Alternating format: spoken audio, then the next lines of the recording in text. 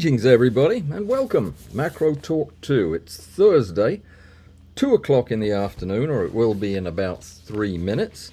This is Alan and today we are on chapter 4 of Color in Macro Photography. Today we're talking about calibration.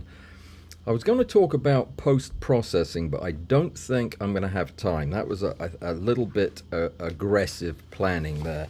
If I can get to it, I'll hit the high points, but I really want to talk about calibration today because it is such an important part of what we do. So we'll get to that in just a minute. Saturday, we have a Pazoom at 10 o'clock in the morning. It's a bit early for a Christmas extravaganza, but that's what we'll do.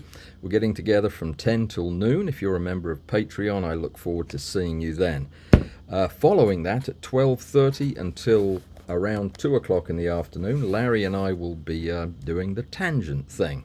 So if you're into 3D modeling or 3D printing, anything like that, show up at 12:30. The invitation is over on my website, www.alanwallsphotography.com/blog/Yule, Y-U-L-E. That's an old English word, I think, for Christmas or something like that. There are no streams next week, no live streams. Not on Tuesday, Christmas Eve, not on Thursday, Boxing Day. No internet. No internet for sure anyway in that part of Tennessee that I'm going to be. So we're just going to take a week off. I hate to do that to you. We'll make up for it the following week. We'll probably do a longer than usual live stream on New Year's Eve if anybody's interested. But I will be back for the After Stack next Saturday, which is episode 13. And in this one, we're going to be talking about the type tool. And I'll show you every trick I've learned in making the last 500 or 600 cover art things. I use this tool a lot, and it'll be fun to walk through how useful it is. Many of you at this time of year may from time to time watch some of these Christmas movies that seem to crop up at this time of year for some reason over and over again. The one with Jimmy Stewart and Donna Reed, what was that one? I don't know. Frank Capra movie. Anyway, black and white. There's another one, White Christmas, Miracle on 52nd Street, which was also a Billy Joel album, I think. But anyway, all of these Christmas holidays, even the really romantic ones like Christmas Vacation, they tend to get the main message all wrong. You know, they're talking about goodwill and peace on earth and all these things, which are good and well, but they miss the real point of Christmas, which is getting presents. And that's what I want to talk about for just 1 second, just to say thank you, because I got 2 Christmas presents this year. The first one was from Susan, long-time supporter of the show. What a wonderful book this is. Just arrived yesterday, Dragonflies and Damselflies by Dennis Paulson, and this is a spectacular book. It's the natural history of these wonderful creatures, and the photography in it is spectacular. Oh my goodness, it is a wonderful book. If you have anybody on your list that you haven't thought of a present for, get them this. They'll love it. What a great book. And as if that wasn't enough for a great Christmas, I got another present from George and Carolyn Simpkins. I keep saying that. There's a P in the middle of it. Simpkins. And they sent me, what a delightful surprise this was. It's a calendar. You know, people send calendars at Christmas. I can't find the front page of this one, though. It is the 2025 Small World calendar, and as if that wasn't exciting enough just all by itself, look what's on August. That's Alison's photograph. My friend Alison's photograph is in this calendar. I am so excited. What a lovely present. Thank you so much, Carolyn. Thank you so much, George. What a tremendous thing. Anyway, I just wanted to say thank you because they are two wonderful presents, and I was thrilled to bits to see those. That calendar is something else. You have got to see the pictures in this thing. Anyway, I still haven't figured out quite how to fix the problem with the competition.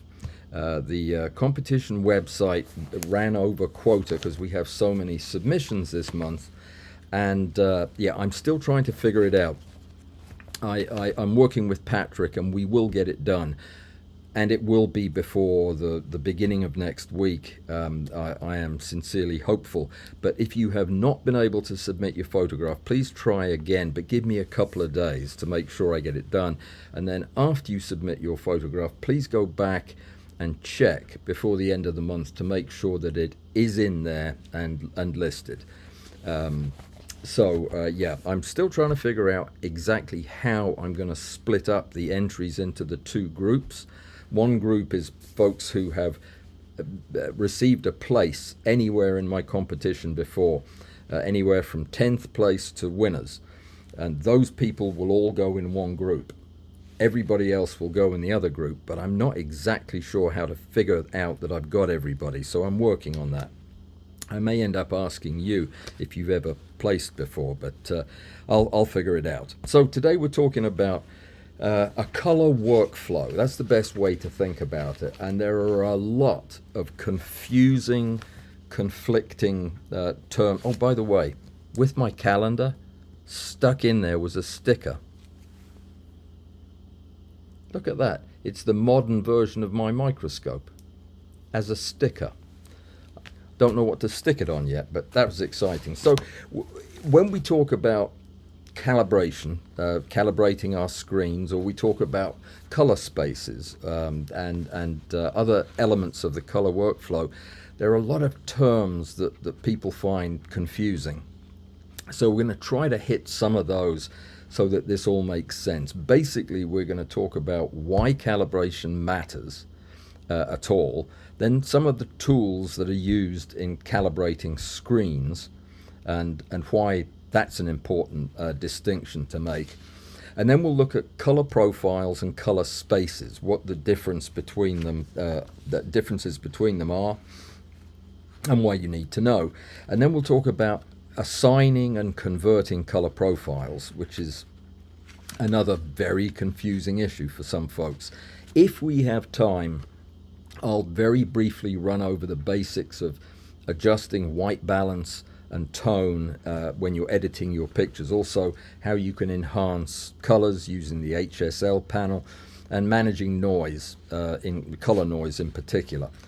If we don't get time to do this, I will cover it at some point in one of our after stacks, or I'll get Bud to cover it in the after stack, because a lot of this is Lightroom and Photoshop discussion. But what we definitely need to cover today are the whole calibration and screen correction issues that you're going to run into. Everybody who does any macro photography needs to pay attention to this, because calibration of our monitors, especially if we're lucky enough to have multiple monitors, you really need to make sure that those things are calibrated. And I'm going to give you 5 reasons why it's worth getting a tool to calibrate and then using it regularly to make sure that all of the colors are represented accurately among your multiple displays.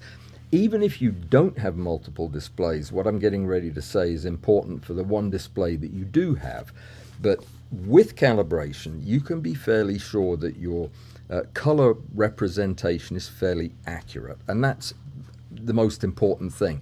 If your monitor isn't calibrated, then the colors you see when you're editing your picture might not actually match the real world colors that were in your photograph. So when you turn these images into print, or when you put them on your website on the internet, the colors will be different than the ones you photographed. And that has multiple problems, of course, but especially in macro photography, where people tend to know an insect, for example, or a flower by its color. So it's a very, very important part of identifying what we're photographing. Having calibrated monitors allow you to have a consistent workflow. So we're looking for consistency from the beginning to the end, from import all the way to export. Everything that happens to your photographs, whether you're going from camera to screen, you need to make sure that what you captured in the camera is displayed on your screen accurately.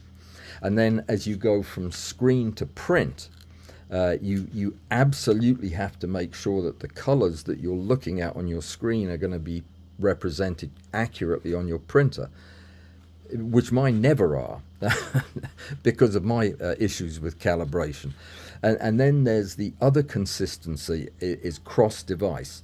I have three computers on my desk, and I have 4 different screens, and every month I take half an hour and I calibrate them all using the same device, so that what I'm seeing on all of the screens is accurate and the same, because otherwise I would literally be jumping from color scheme to color scheme with each different screen.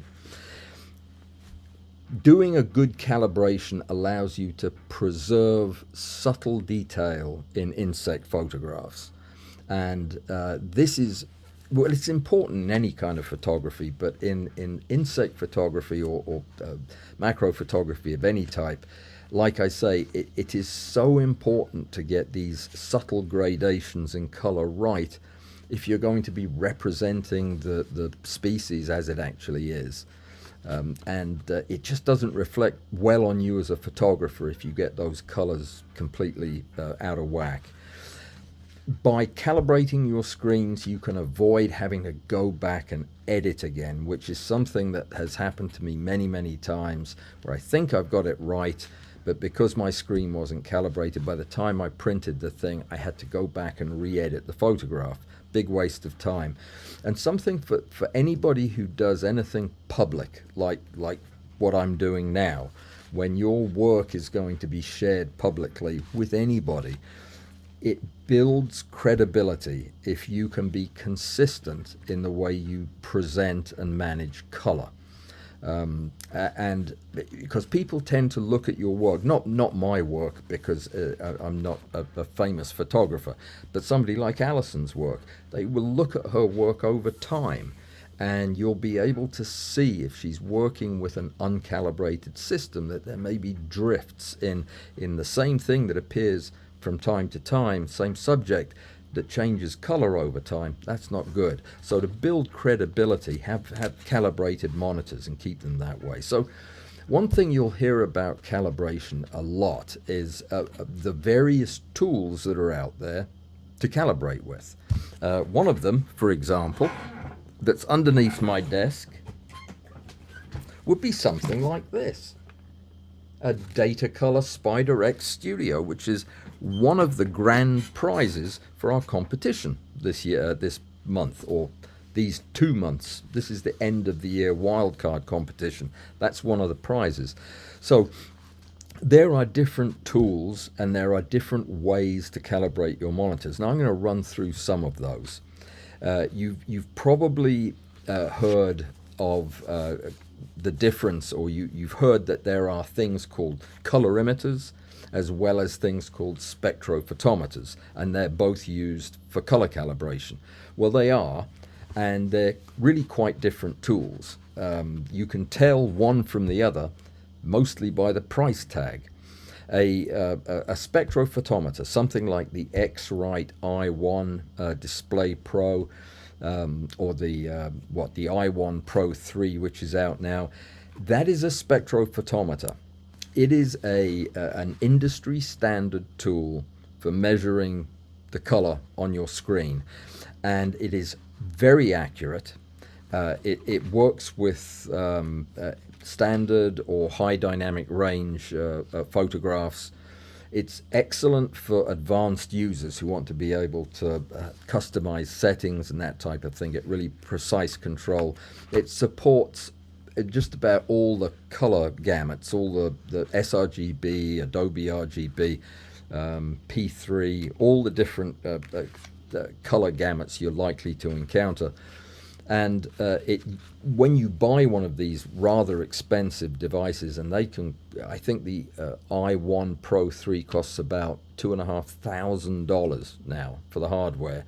It includes the Profiler software, it's what it's called. It's versatile, it's highly detailed, it's wonderful. It's way beyond me. I don't understand any of it, so I don't actually use a spectrophotometer. I use a colorimeter, and I'll explain that in just a second. But the weaknesses of something like the i1 Pro 3 spectrophotometer is they cost a bunch. I mean, 5 times as much as a colorimeter.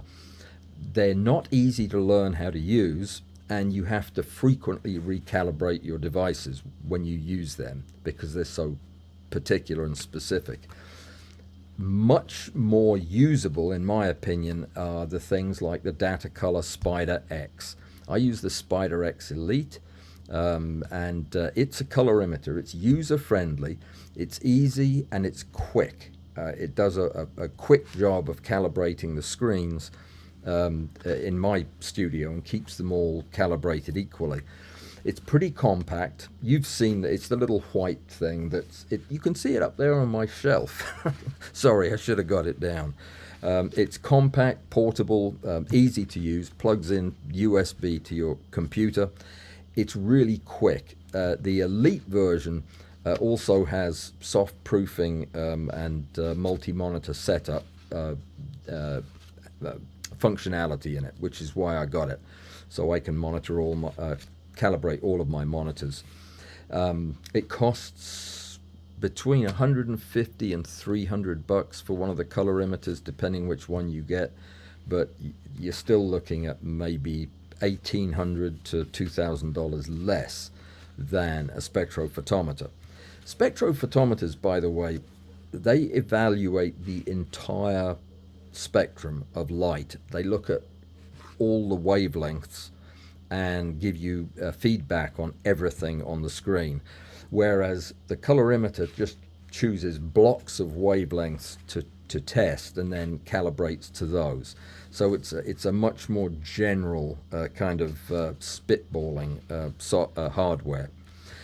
So because of that, the things like Spider X are slightly less accurate than the i1 Display Pro, and particularly in professional workflows.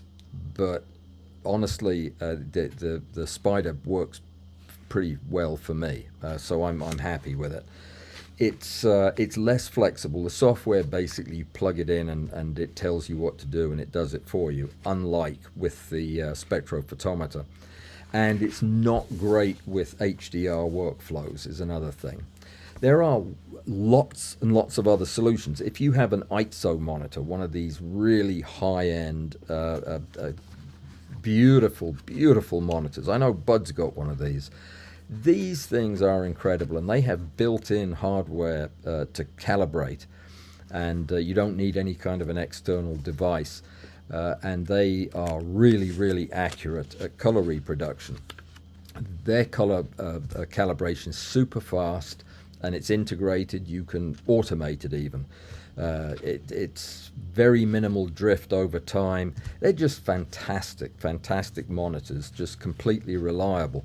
But they are stupid expensive, and you actually have to buy the software. I believe it's called Color Edge, or it might be Color Navigator, something like that. But there's a software package you have to run the calibration. So if you're into high-end monitors, it would save you a lot of time to just go with something like the ISO.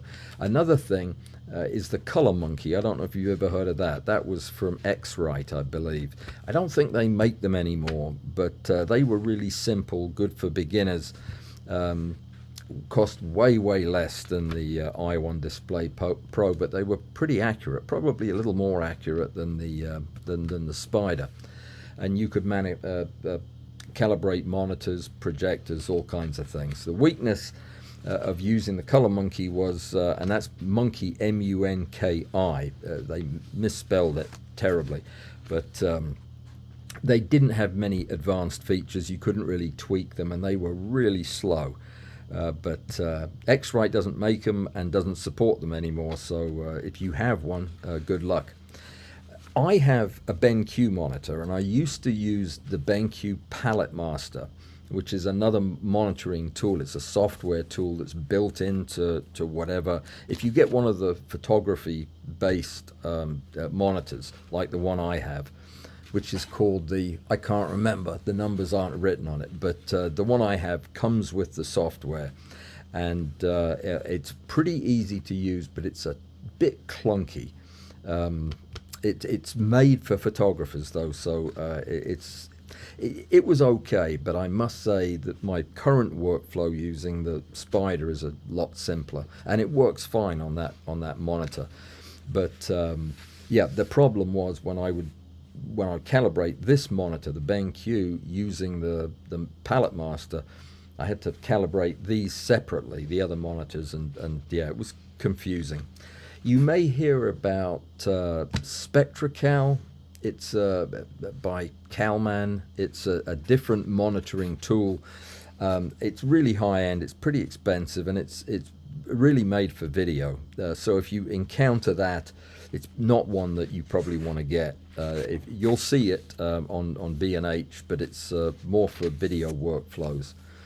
And lots of other monitors will have built-in software and tools for calibrating, which is fine if you're using the same brand and you can do them all using the same tool. But Apple has a calibration assistant, and Windows 10 has a color management panel on it that will let you get your screens calibrated.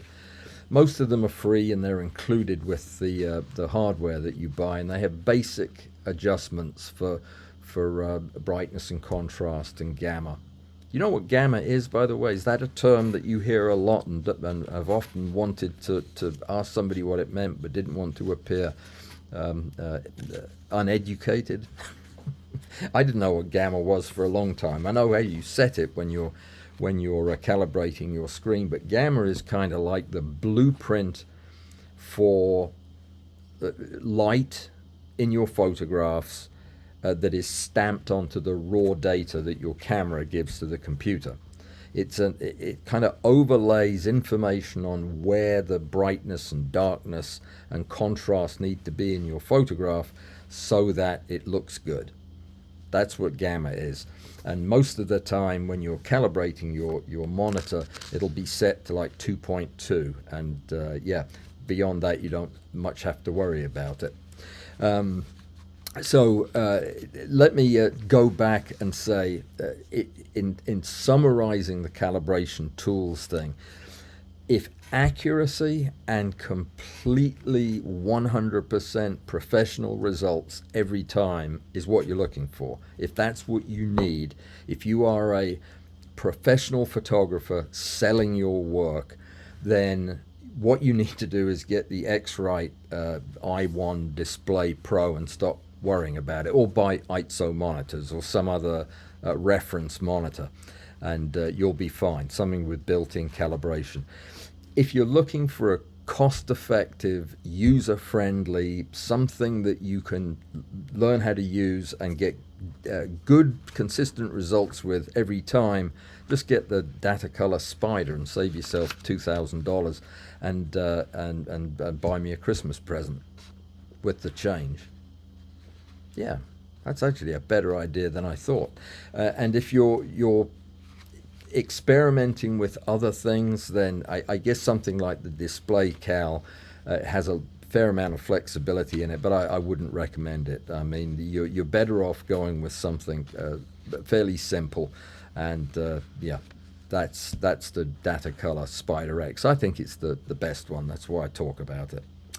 Anyway, that's calibration, and it is important. You do need to do it, even though it causes a lot of people a lot of heartache. And if you watch enough videos on YouTube about color calibration, not only will you see how not to do it from a lot of different people, but you'll see how frustrating it is because it's really hard to objectively evaluate the results of calibration. It really is. It's hard to look at the screens and say, oh, that's well calibrated. It's something that you develop a feel for over time. Okay, anyway, let's talk about color profiles and color spaces. This is another confusing thing. A color space is the range of colors called the gamut that can be represented on your device. That's what a color space is. A color that is outside of your color space cannot be shown on that device. That's what it means. And a color profile is a specific set of data that maps onto your color space so that your cameras and monitors and printers and whatever will show color accurately based on your other equipment. So the profile goes with the image, and it is the mathematical description of how the color is distributed in that image, whereas the space is just the range of all possible colors. These are important because we're going to talk about them differently, and you need to know what they mean. What are the color spaces? What are the color spaces we use? Well, we use a handful of them. sRGB is probably the one you're most familiar with. That is S, red, green, blue, RGB. It is probably the most widely used color space in the world, and it's used on the internet. Anything digital usually will be using that particular color space, meaning all of the colors represented on a site that is on the internet will probably be using images that are in that color space sRGB. It ensures that colors are consistent across the internet, that that when you see the same thing in different videos, you recognize it because it's all in the same color space. You get what I'm saying, and that is why it's so widely popular. The problem with it is it's a very limited gamut, or relatively limited gamut. It doesn't include a lot of really vibrant and deep colors, a lot of saturated colors. It's a very simplified, slimmed down color space. It's best when you want to just send your pictures out onto the internet and you don't know what people are going to be looking at them on. You have to assume that the monitors that people are going to be looking at your pictures on are probably not calibrated, for one thing. So they're not necessarily seeing what you're sending out, but by putting the pictures in sRGB, they will be pretty darn close and viewable by anybody. So that's what makes it useful. Adobe RGB, that's the other, probably the second most common one. It's a considerably wider gamut than sRGB. They certainly have more rich greens and cyans, the middle part of the spectrum. And they're actually good for fairly high quality printing applications. If you're printing photographs, Adobe RGB is a decent color space to be in. Not all monitors can display the full Adobe RGB color space. Think about that. If you have a monitor that cannot display anything but sRGB, then colors that are in the photograph and you're using the color space Adobe RGB, they won't show up on that monitor. It's not equipped to show them. So you have a lack of consistency there that could cause problems. It's perfect for editing. This is the Adobe RGB. It's perfect for editing photo printer workflows, but it requires calibration. You have to have calibrated monitors if you're using Adobe RGB so that you can get the most out of using it. So it's best for professional photography workflows and for printing. All right, ProPhoto RGB. This is an enormous gamut. It's encompass colors that we can't see. I mean, it's that broad of a range, and it's ideal for editing images where you have minimal clipping or loss of detail, when you want everything included. But it requires 16 bits, meaning you have to have a hardware that can edit 16-bit images. Otherwise, you have banding where the gaps in the color space conflict with your hardware. So most monitors and printers can't actually produce a ProPhoto RGB image. The better ones can, or they can get close, but there is no advantage to using ProPhoto on your computer, because you have a fantastic computer that can easily show those colors, if then your printer can't. You'll just have inconsistencies there, and it goes back to the whole calibration thing. Other color spaces you may have heard about, P3 for example, that's common in high-end displays. That's used a lot in video editing, and it's a wider than sRGB, but not as wide as Adobe RGB. That's P3. Apple uses that. It's less common in photography workflows. You probably won't encounter it, but if you have a high-end display, you'll see it. You'll see it as one of the options. Things that are color spaces you may hear, like Rec 709 and 2020. They're limited gamuts used in television and other video editing. I don't think they're used much in photography. They're used quite a bit in video. We won't worry about it. Okay, so that's color spaces. So you really only need to remember those three: the sRGB, the Adobe, and the ProPhoto. If you remember them, you'll remember the important ones. So what is a profile, and specifically, what is an ICC profile? And is that different from a color space? Yeah, it is. ICC is the International Color Consortium, and what it is device-specific mappings of color spaces. In other words, an ICC profile tells your computer how to display the colors within that color space. Right, what does that mean? Well, if you have a piece of equipment that you are relying on to display your colors, let's say you have a printer, and one of the important things a printer does is print the correct colors in the correct parts of your photograph so that they match your screen. The way they do that is that the printers are super complicated pieces of equipment, and when they make them, I guess they design into it a color profile that describes how it uses the color.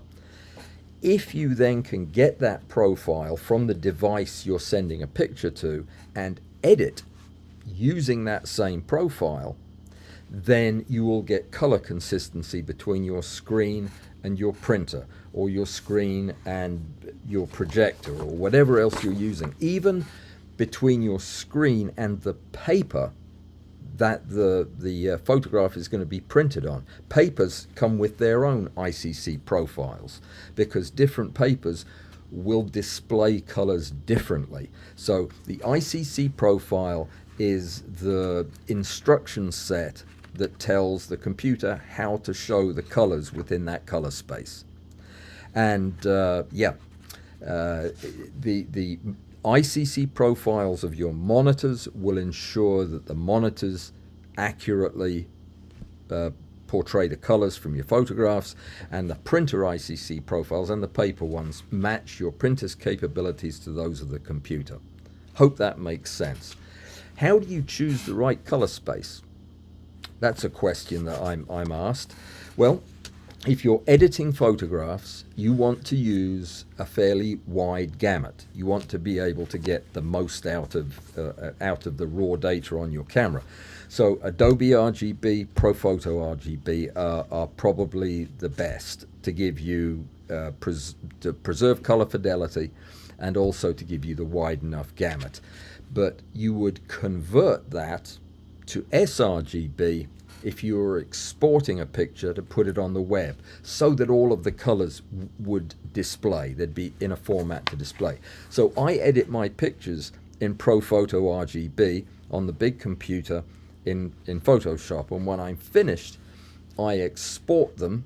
If they're going to be shown on my website, for example, I convert them to sRGB before they go. That's super important.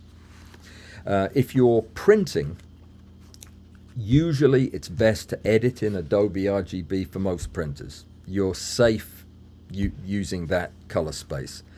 And if you want to further ensure a smooth transition from screen to print, make sure that you match your printer's ICC profile. Every printer has an ICC profile published, and you can input it into Photoshop. It's beyond the scope of today, but there is a way to do it. We'll probably show it to you in Afterstack.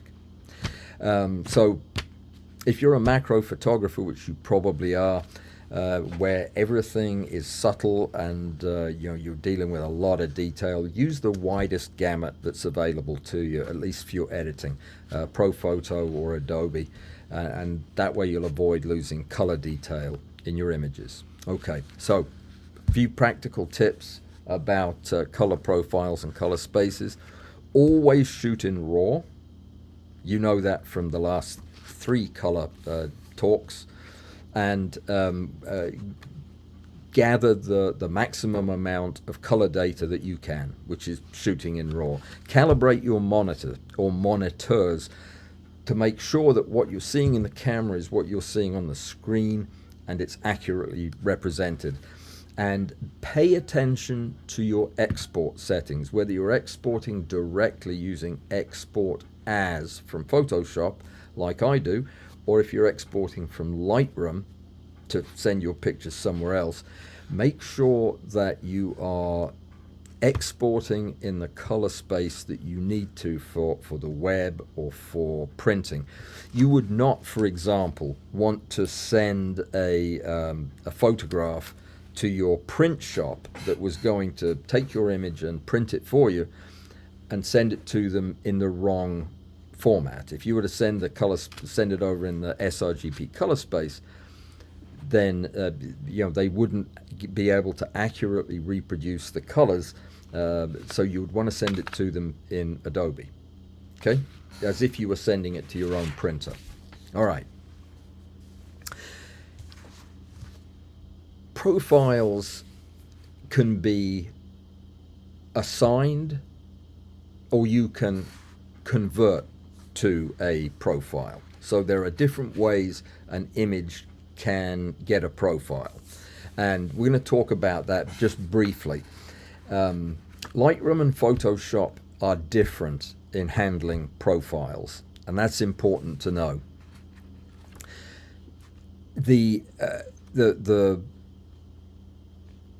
Lightroom profile is non-destructive, and it uses a workflow that uses a wide it uses ProPhoto by default, or does it use Adobe? Now I think it uses ProPhoto by default to do the editing within Lightroom, and it's non-destructive. Whereas when you get to Photoshop, there are plenty of opportunities to be destructive. So when you're working in an editor, you want you want to use the broadest possible color space, like ProPhoto RGB, so that you can maintain all of the benefits that you get from having a raw image. There is no compression involved in the editing in Lightroom. So you get minimal loss of color, and you can get all the color detail. Even when you make pretty extreme adjustments, you don't lose anything.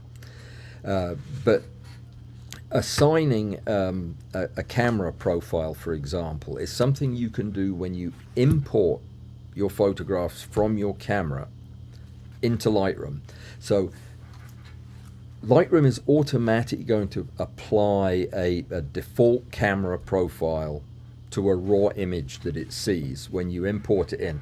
So it will give it a profile like Adobe Color or Adobe Portrait or some custom profile that you put in, but you can also put in a specific profile.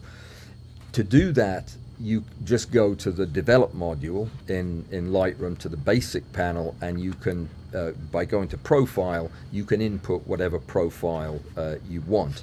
When you export, and we've talked about this already, you just make sure that you select the right option for your profile, whether it's S, RGB, Adobe RGB, or ProPhoto for your purpose. And you can get to that under File Settings, Color Space, and yeah, that's all you got to do. In the Export dialog box, it's under Color Space. So converting profiles is a different matter. When you're assigning a profile, that is one thing, but to convert, you can't actually do that in Lightroom. Lightroom doesn't let you convert a photograph from one profile to another, like from Adobe to sRGB. It works with ProPhoto, like I said, and so you're in that internal ProPhoto space. But as you export the image, whether it's out of Lightroom altogether or to Photoshop, that is when you can assign a profile, and it will do that conversion as it leaves, but you can't do it in the program itself. In Photoshop, you get a lot more manual control over the color space that the profile that you're working in, and you get to it through the edit menu, through color settings. So it's in Photoshop, edit, and then color settings. By the way, I'm not showing this on the screen because when I tried this earlier on, it's something about running Adobe programs with OBS messes up my mouse to where it will not work, and the mouse just wanders all over the pointer wanders all over the screen on its own. So let me see, where was I? All right, so we're in Photoshop. How do we assign profiles? There's a simple workflow. Go to Edit and Assign Profile. That's the first step, is always just go to Edit and then either Color Settings or Assign Profile. There are two options when you go to Assign Profile in Photoshop. The first one is Don't Color Manage. Don't check that. That removes any assigned profile and leaves you kind of floating in the breeze. I would not do that. Instead, select a profile, and profile selection is the only other option that you have, and it assigns a new profile without altering the pixel values themselves. So that it changes how the image appears, but it doesn't remap the colors. Too complicated? Don't worry about it. Use the assignment of a profile in Photoshop if your picture doesn't have an embedded profile. Okay? If for some reason it doesn't have an embedded profile, and you'll usually get a warning pop up saying this picture doesn't have an embedded profile, it will ask you to assign a profile to it. And I'm just saying, do that. Don't click, don't manage color. Okay? Makes sense? All right. To convert colors in an image from the colors you'd see with one profile to the colors you'd see with another. This is in Photoshop still. Go to Edit and Convert to Profile. That's another one of the color cluster at the bottom of the Edit drop-down menu. The options that you have under Convert to Profile are Source Space, which is it displays whatever you currently have assigned to it. And then the Destination Space, which is the target profile, what you want to change to. For example, the sRGB if you want to assign it to the web, or if you're sending it to your printer, then it would have your printer's ICC profile that you'd put in there. And there are two conversion options and two terms that are really important to understand if you are converting profiles. One of the terms is rendering intent. If you ever hear that, rendering intent determines how the colors that fall outside of the gamut that you've chosen, say sRGB, how does it manage those colors? And there are two selections that you can choose from. You'll see these terms if you're ever trying to print through Photoshop or Lightroom. One of them is perceptual. If you see perceptual rendering intent, that means it will compress the colors that don't fit into the color space into the profile you've chosen. It will compress them and smooth the transitions so that they fit. It's a compression tool, it's perceptual, and it makes the picture look smooth and not reveal banding. The other is relative colorimetric. If you see that, it preserves the out of gamut colors. It keeps the colors that don't fit within the gamut you're using, and it just clips the colors that are out of gamut. Does that make sense?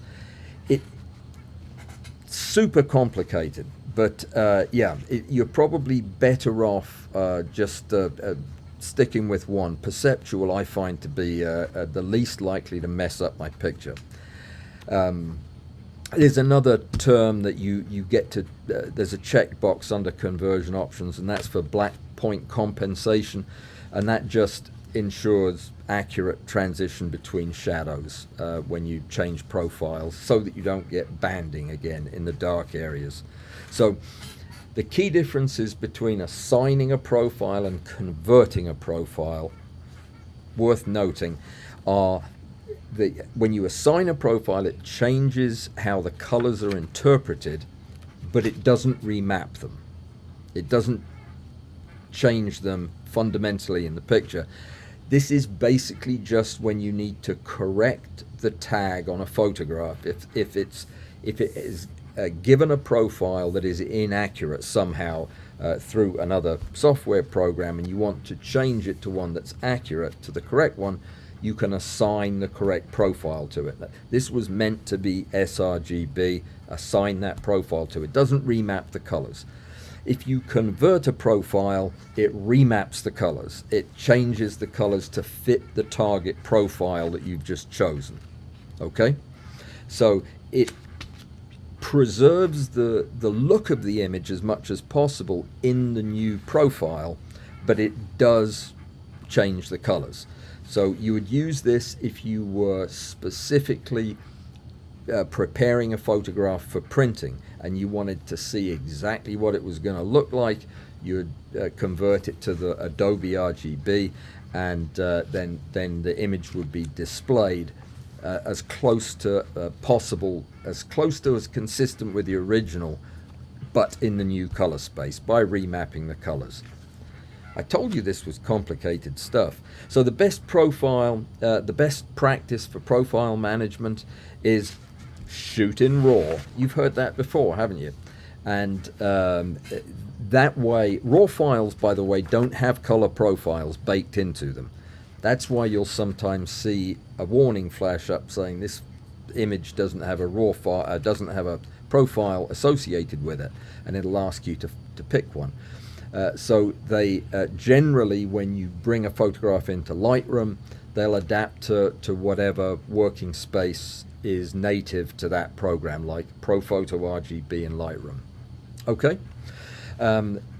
Second thing you need to do, shoot in RAW, set a working color space and choose a wide gamut space like Adobe or ProPhoto in Photoshop.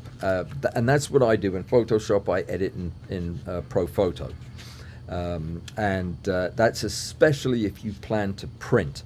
If you plan to print from there, you want the widest gamut you can support. Export appropriately, meaning export in sRGB if you're going to be sending it to the web. Weird things will happen if you export Adobe RGB for use on the web. So make sure that you do that so that the pictures look as good as possible on uncalibrated screens. Use Adobe or the custom ICC profile if you're sending it to a printer or to your printer. And keep your profiles consistent. So ensure that your monitor is calibrated and capable of displaying the working space you're using, and match the output profile to whatever your target medium is. Inconsistencies are where this goes haywire. If you send the wrong profile to the printer, for example. Okay, did you get that? We only have a few minutes left, so what I'm going to do, while I am going to talk just a tiny bit, if I have time, about a couple of important things in post-processing. I'm going to set them aside while I go to a couple of practical things that I didn't want to miss before we get through, and then we'll come back to the color if we have time. My notes are a bit of a mess though. I've got my Christmas shopping list scrawled all over them. So something that I get asked is how do you manage color noise, which is pretty common in high magnification photographs, yet maintain high fidelity. So what I'm going to give you is a very brief overview of the key points on how to get the best possible pictures at high magnification while getting rid of noise. Okay? Optimize the settings in your camera is the first thing. So reducing noise in a photograph, especially in high magnification photography, you want to make sure that you're using the lowest ISO possible. This is one of the reasons that even though I am adapting to a lot of continuous light photography now, I've been pretty much strictly flash up until this point, was simply so that I could get my ISOs as low as possible. That is the origin of the noise. Is just amplification of when you have a low signal. It's not a bright enough image. Then by setting the ISO higher, you are amplifying what signal is in the picture. Right? That's what high ISOs do. The higher the ISO, the more it amplifies the detail in the picture so that you can see it. The problem is it will also amplify nothing. It'll amplify just blobs of color or bits of shadow or absolutely nothing, and it will make detail where there isn't any detail. That's what noise is.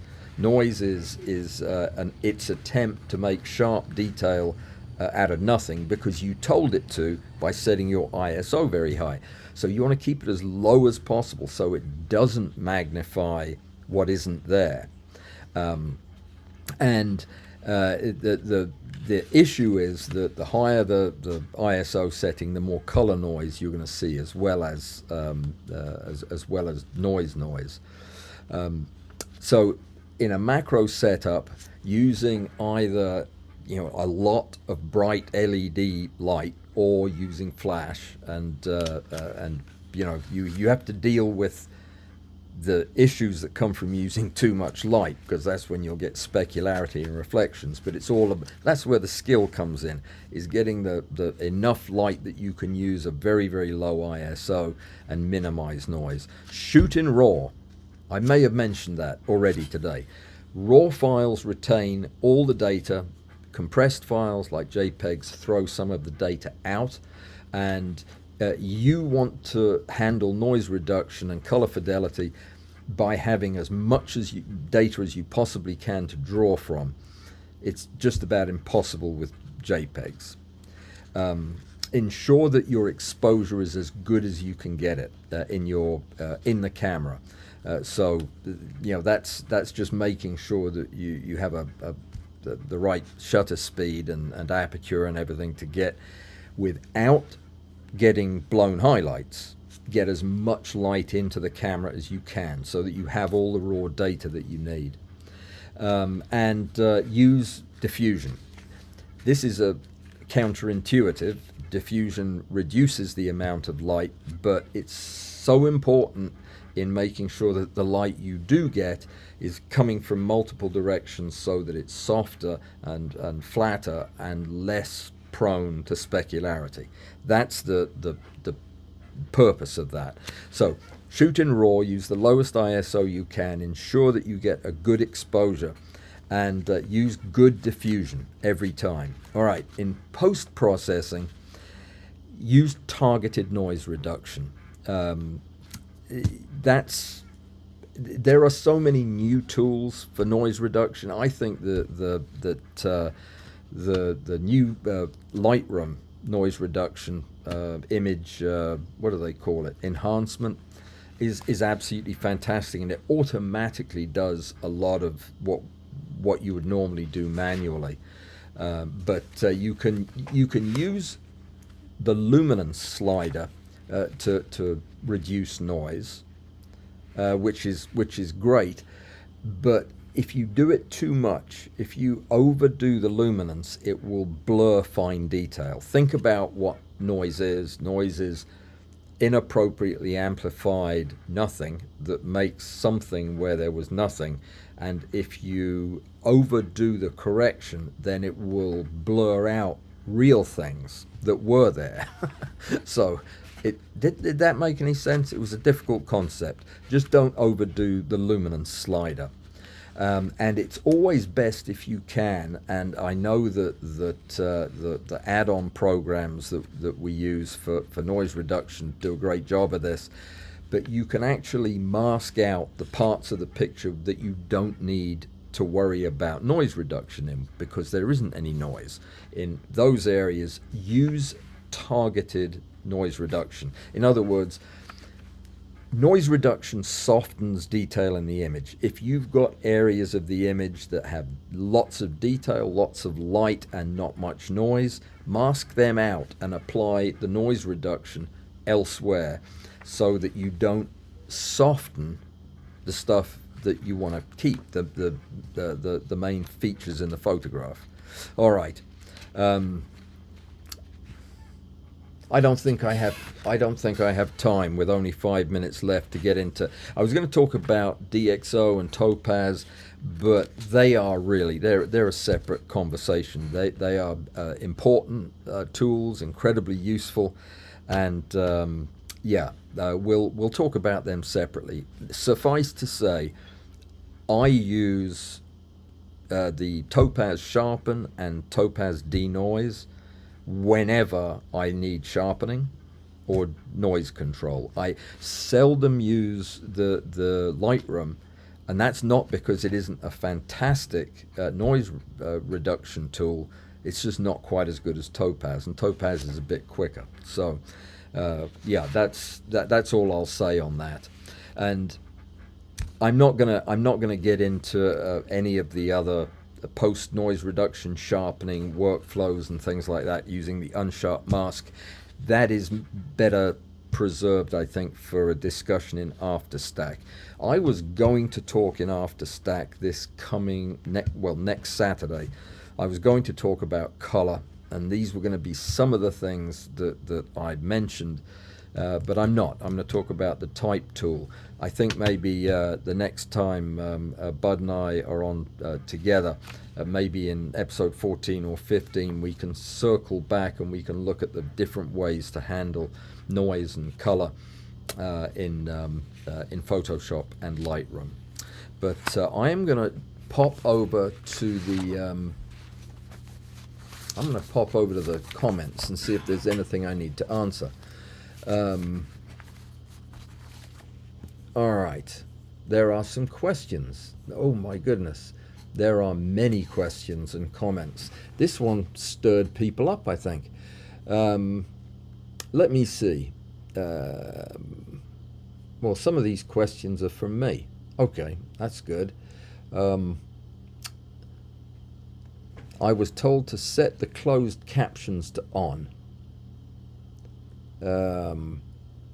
Okay, Nick, how do you do that? I don't think I have... or are you reminding other people to turn their closed captions on? Don't know how you do that, Nick. There's no button down here that says turn closed captions on. Send me a message. Tell me specifically what I need to do, please. All right, Joseph recommends Calibrite rather than Datacolor. $279. Calibrite is a... I had some notes on Calibrite. It's a colorimeter, and some people think it is a better colorimeter. Let me get to my notes, see if I agree with Joseph. No, my note says other colorimeters, Calibrite. Okay, but it is, yeah, it's about the same, in the same price range, maybe a little better. If Joseph thinks it's better, it very probably is. Zeno has a question. When changing color spaces for the specific output, monitor, web, printer, does the image need to be re-post processed for each output? Well, when you change the profile, you can proof that in the program. So you can have the program show you exactly what happens when you change the profile, and the decision as to whether or not there's anything you need to tweak you would make then, so that you would know. Yeah, I mean, the end result is going to be the profile you assign to it. So the idea is to look at it before you put it out. But if you're well calibrated, and as you get used to how the various profiles are going to change your photographs, you'll kind of anticipate that. It's like you'll brighten images before you send them to the printer in many cases if you're using a Canon printer. Yeah, so there you go. If a camera is set to sRGB, is Adobe RGB still in the RAW file when you import it? Yeah, the camera profile, the sRGB profile that you set in your camera, if you're shooting in RAW, it basically ignores that, but though it'll use the sRGB color space to show your preview. The file what, I'm lost for words here. The preview file is a compressed file, but the raw data will still be complete. The profile is overlaid on the raw data to show it to you in the profile and in your import manager. But the data is all still there. And when you start to edit it in Lightroom, it'll convert it to a ProPhoto RGB behind the scenes. So you've got the full gamut. And the bottom line is, yes, all the data is imported. Man, okay, Nick says, so need to be switched on when the video is uploaded after we finished. Okay, yeah. Okay, all right, that I can do. I'm sure. Actually, it's an automatic process. These videos are uploaded automatically by YouTube. I don't. I can fix that though. I will make sure that's done. Look, guys, we're out of time. It's 3:01. I've got to go. You've got to go. I've got to do my Christmas shopping. I'm sorry I didn't have enough time to chit-chat back and forth, but yeah, this was a big chunk to chew off at the end of the year. 6 videos on color, but I've been asked so many times to do it. I just had to get it done. I hope everybody has a wonderful weekend. Join me on Saturday for Pazoom. If you can, join me on Saturday for Tangent. Otherwise, Larry, good to see you here. I'll see you on Saturday. And yeah, until then, take care and stay safe, and enjoy your Christmas party tonight if you have one. I don't, but nobody invited me. All right, see you Saturday. Take care. Goodbye.